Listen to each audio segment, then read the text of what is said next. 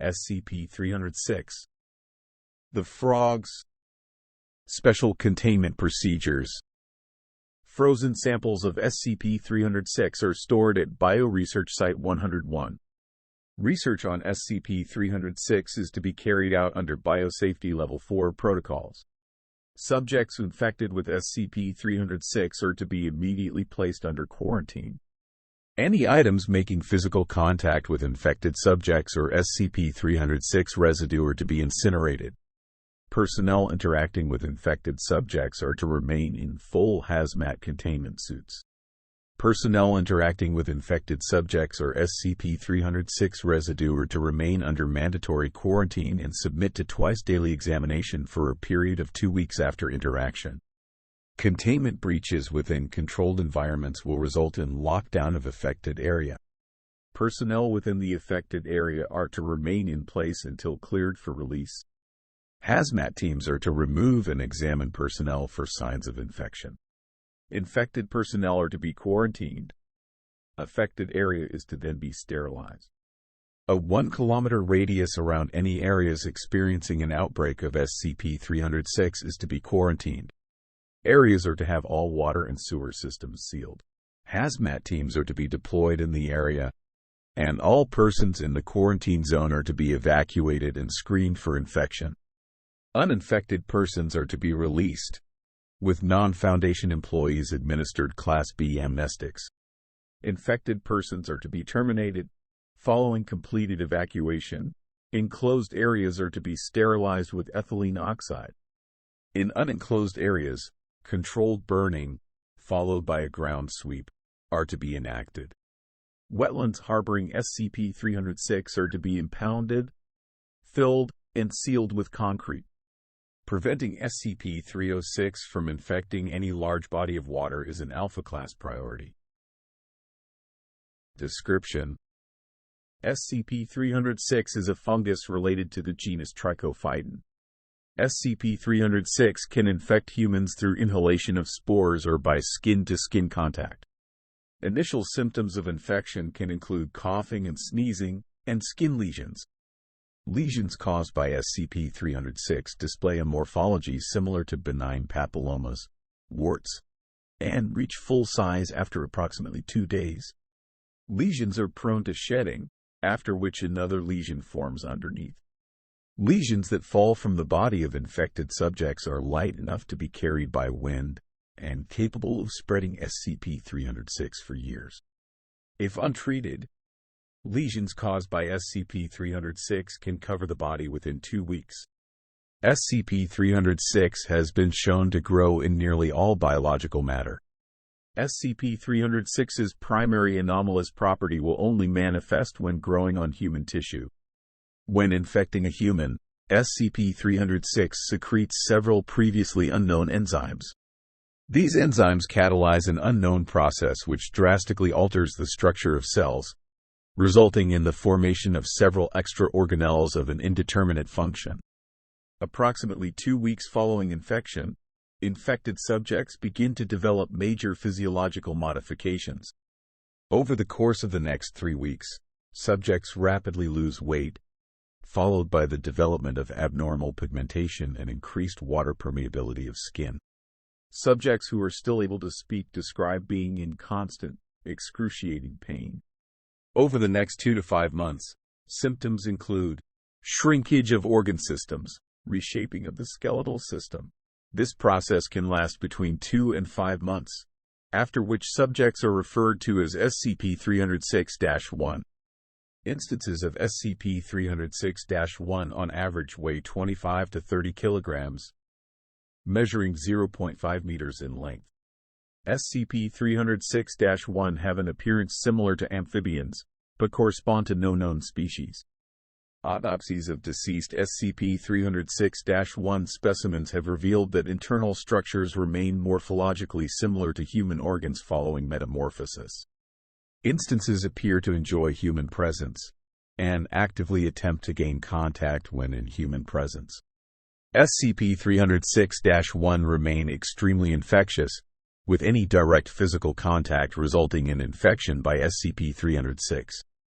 SCP-306-1 are capable of reproduction in a similar manner to Agallichnus coli. SCP-306 was discovered in redacted Louisiana in a swampy area when locals reported a colony of unknown amphibious creatures, coupled with a string of unexplained disappearances. Foundation agents were deployed to the scene to investigate, leading to the object's discovery. Since this event, redacted, additional SCP-306 outbreaks have been found in the southeastern United States. SCP-306 is resistant to nearly all treatment, with the exception of high heat. Cauterization of infected tissue has shown modest success in treating cutaneous infection. However, respiratory infection is not treatable. See Addenda.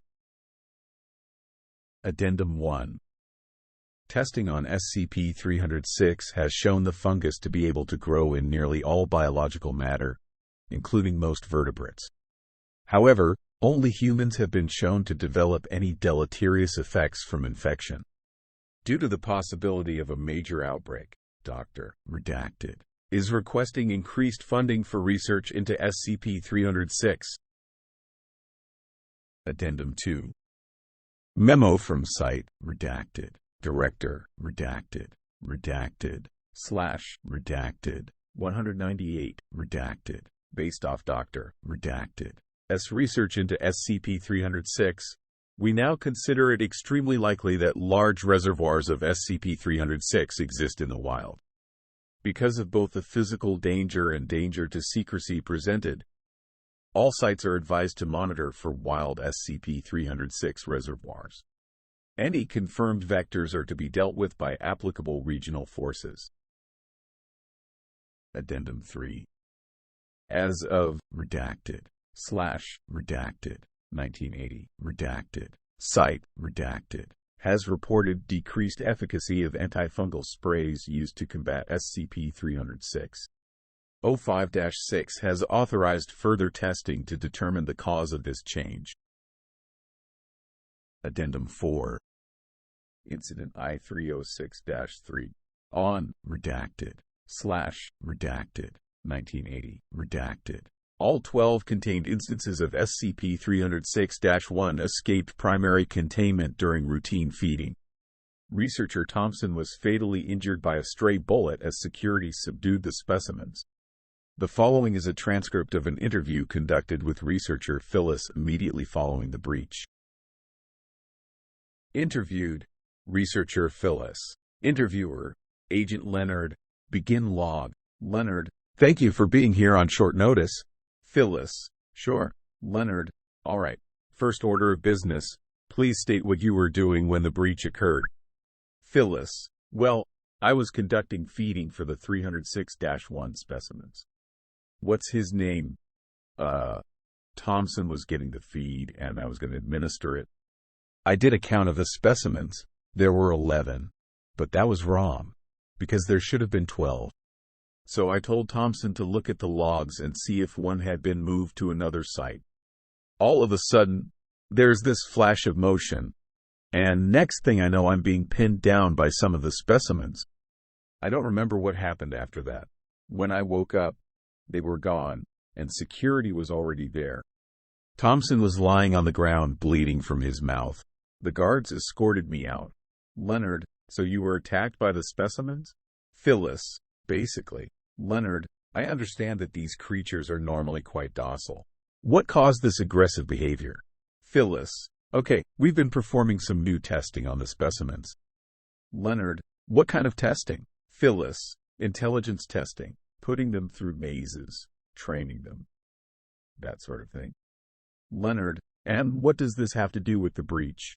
Phyllis, everything. These guys were speeding through puzzles, memorizing commands almost instantly. We looked at the data, and these guys are as smart as primates.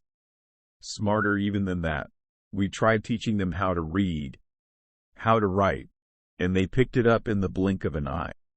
Leonard, I have documentation that says those creatures are no more intelligent than a common tree frog. Phyllis, that's what we thought at first. But this testing, it showed that we were dead wrong.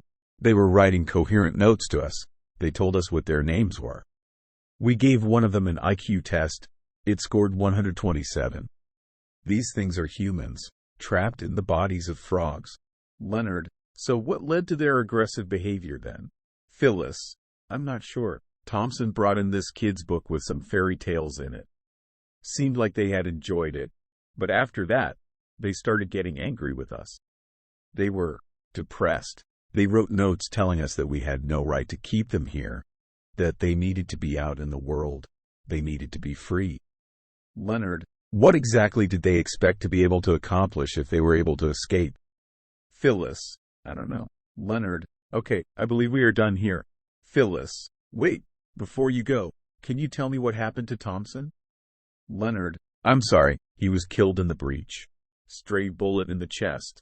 Phyllis, that's a shame. He was going to bring them another story. End log. Closing statement. Due to the information revealed in the incident, I order all contained instances of SCP-306-1 to be immediately terminated. They are now presenting a major obstacle to successful containment of an already dangerous object. 05-3. Addendum 5. Dr. Redacted has found that most samples of SCP-306 display wide-spectrum resistance to antifungals. Upgraded to Keter on redacted/redacted 1990 redacted. Thanks for watching. Please like, share, and comment. Subscribe and click the bell icon.